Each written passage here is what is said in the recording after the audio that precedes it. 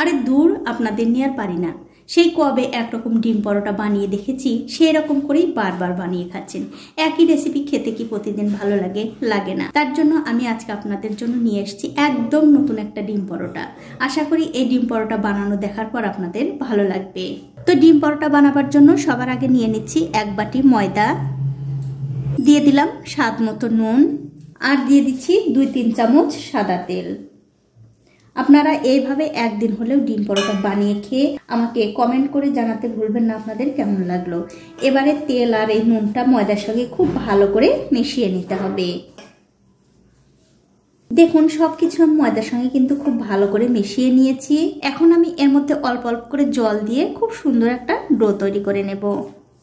দেখুন অল্প অল্প করে জল দিয়ে খুব সুন্দর একটা ডো কিন্তু আমি তৈরি করে নিয়েছি। এখন একটা ঢাকা দিয়ে 10 মিনিটের জন্য রেখে দেব। 10 মিনিট পর আমি উপর থেকে ঢাকাটা তুলে নিচ্ছি। তুলে নিয়ে এই ময়দাটা আমি আবারও একটু ভালো করে মাখিয়ে নেব। তবে বন্ধুরা খুব একটা বেশি সময় মাখানোর দরকার নেই, অল্প একটু মাখিয়ে নিলেই হয়ে যাবে। এখন আমি এখান থেকে একটুখানি বড় বড় করে লেচি কেটে নেব। এখন আমি একটা লেচি নিয়ে এই লেচিটা আমি বেলে নেব।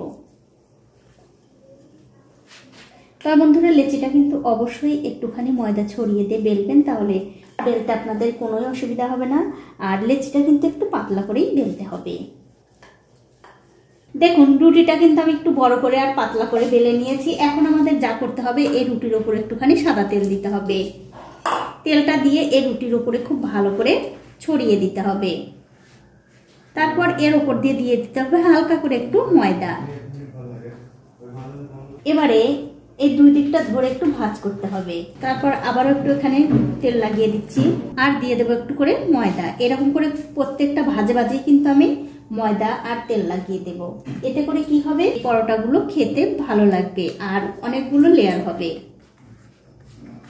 আপনারা বাড়িতে একদিন হলেও এভাবে ডিম পরোটা বানিয়ে খেয়ে আমাকে কমেন্ট করে জানাতে ভুলবেন না আপনাদের কেমন লাগলো। দেখুন খুব সুন্দর করে ভাঁজ করে নিলাম। এবারে খুব হালকা হাতে একটু চেপে চেপে এই পরোটাটা আবার বেলে নিতে হবে।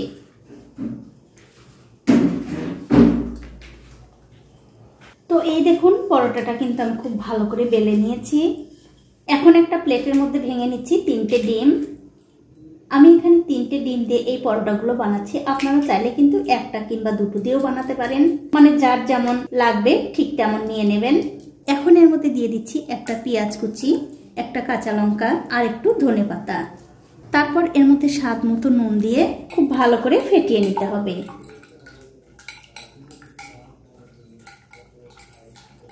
দেখুন ডিম কিন্তু আমি খুব ভালো করে ফেটিয়ে নিয়েছি। এখন আমাদের যা করতে হবে, এই যে আমি পরোটা বেলে রেখেছি, এখান থেকে এই পরোটাটা তুলে নিয়ে এরকম করে এই ডিমের গোলার মধ্যে একটু ডুবিয়ে নিতে হবে। মানে দুই দিকটা একটু ভালো করে ডিমের গোলার সঙ্গে মিশিয়ে নিতে হবে। তবে বন্ধুরা এর মধ্যে কিন্তু খুব একটা বেশিক্ষণ এই পরোটাটা ভিজিয়ে রাখা যাবে না, তাহলে কিন্তু তুলতে পারবেন না, ছিঁড়ে যাবে। দেওয়ার সঙ্গে সঙ্গে কিন্তু তুলে নিতে হবে। আর এই পরোটাটা তুলে সাথে সাথেই দেখতে পাচ্ছেন আমি একটা তাওয়া গরম করতে দিয়েছি, তাওয়ার উপরে দিয়ে দিলাম। আর বন্ধুরা এই তাওয়ার মধ্যে কিন্তু আমি আগে থেকে একটু তেল দিয়ে খুব ভালো করে গরম করে নিয়েছিলাম।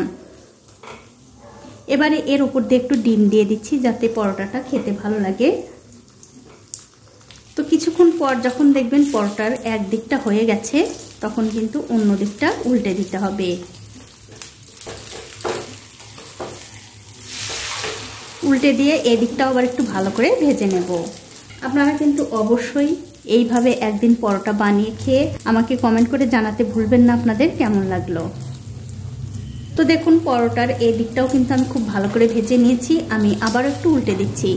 আর এরকম করে উল্টে পাল্টে কিন্তু দুই দিকটাই ভালো করে ভেজে নিতে হবে। আর এরকম করে ভাজতে ভাজতেই দেখবেন পরোটাটা কিন্তু খুব সুন্দরভাবে ফুলে উঠছে। দেখুন কত সুন্দরভাবে পরোটাটা ফুলে উঠেছে। দেখুন এটা কিন্তু হয়ে গেছে, এটা আমি তুলে নিচ্ছি। আর এই একই রকম করে কিন্তু সবগুলো পরোটাই ভেজে নিতে হবে।